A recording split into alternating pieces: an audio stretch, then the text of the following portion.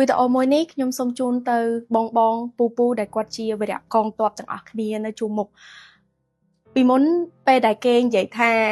វីរៈបុរសការពារភពផែនដីគឺយើងតែងតែនឹកឃើញដល់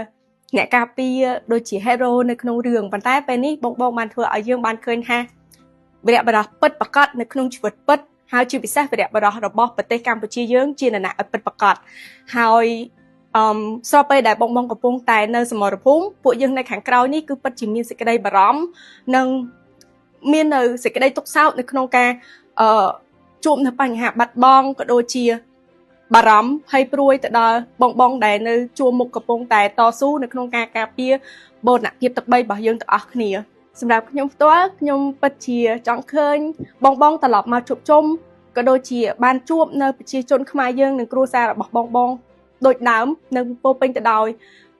សេចក្តីរីករាយក៏ដូចជាសុភមង្គលដោយការពីមុនពេលដែលយើងមានសន្តិភាពហើយខ្ញុំសូមជូនពរឲ្យបងត្រឡប់មកមាតុភូមិរបស់យើងវិញក៏ដូចជា